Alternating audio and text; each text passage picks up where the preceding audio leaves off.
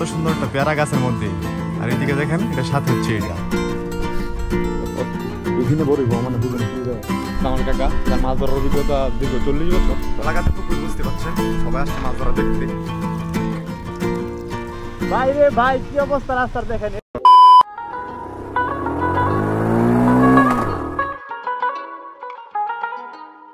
তো হ্যালো বিয়ন কেসে সবার কেমন আছেন? সবাই আশা করি সকলে ভালো আছেন। তো ভাই দা ওয়েটিং ব্লগ আছে, welcome to my new our blog video. ভাই রে ভাই কি অবস্থা রাস্তার দেখেন। এই রাস্তা দিয়ে মনে করেন যে আরো 7 কিলোমিটার পিছনে এরকমই আসছি।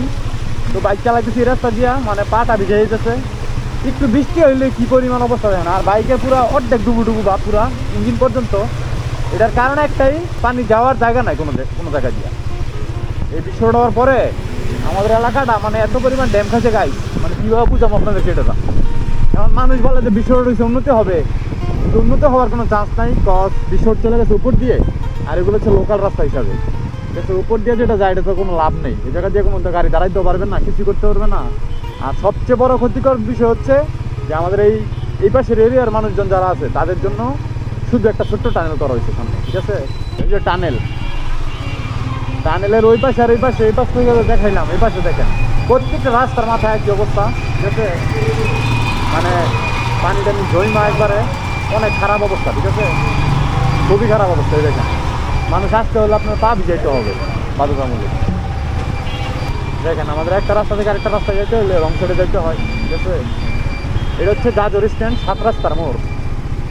আর এই 7 রাস্তার মোড়ের মধ্যে এরকম একটা টানেল দিছে যে 2টা ট্রাক ওভারটেক করতে পারবো না। এটা হচ্ছে আমার কাকা, যার মাছ ধরার অভিজ্ঞতা দীর্ঘ 40 বছর, প্রায় 40 বছর হতো না? হ্যাঁ হইব 40 বছর প্রায়। দেখছেন আমি একদম বলে ফেলছি এক্স্যাক্টলি, এই কারণে কিন্তু তাকাই শুনি আমার দিকে।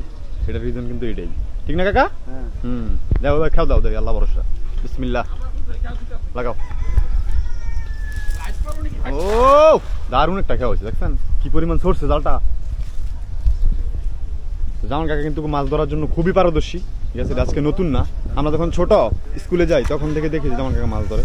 যাই হোক দেখি জামান কাকা নেমে গেছে, মাছটা উঠাতে পারে কিনা। বড় পড়ছে নাকি কাকা? দেখো বড় মাছ পড়লে নিচ থেকে ধরে নিয়ে আসবো, বুঝছেন? যেতে পারবো?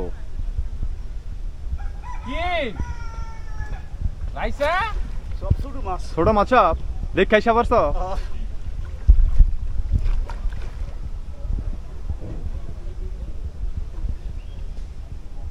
চিন্তা করেন, মানে জাল মাইরা জাল উঠায় না, নিচ থেকে মাছ ধরে নিয়ে সব ছোট।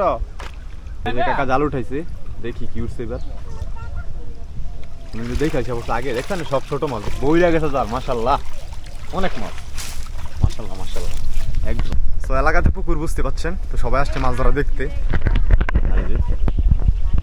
এলাকার দোকান টোকানের অবস্থা জানানি, সবাই একসাথে আড্ডা মারি আমরা, এটা ভালো সেই লেভেল।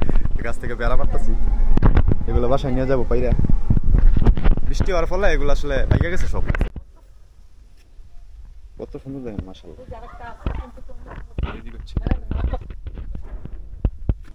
এত সুন্দর একটা পেয়ারা গাছের মধ্যে, আর এইদিকে দেখেন এটা সাথে হচ্ছে এটা, ঠিক আছে? আর গাছটা হচ্ছে এটা। আপনি এখন মানে গাছটা থেকে যে আমি কিভাবে ওটা পারবো এটা আমি কোনোভাবে বুঝতেছি না। তো এই পেয়ারাটা দেখতে হবে, জাস্ট এটা মানে খাওয়ার মতো অবস্থা থাকবে না, আর এটা আনতে গেলেই খবর আছে, ঠিক আছে? দেখেন এটা দিয়ে রাখছে এই জায়গায়, অস্থির। এই দিনে বড় মানে বুঝলেন কি এটা অন্যরকম পুরো জিনিসটা।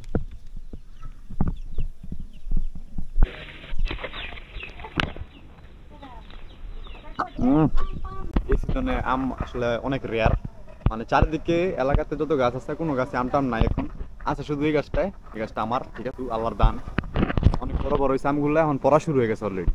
আর এই যে আমাদের কেয়ারটেকার বুড়ি দাদু, ঠিক আছে, উনি কিন্তু দেখে শুনে রাখছে এতদিন এটা আমার বাসার এই সাইডে প্রায়। তো আজকে চলে আসছি আমগুলা পারার জন্য, বাস থেকে কাজ দিচ্ছি।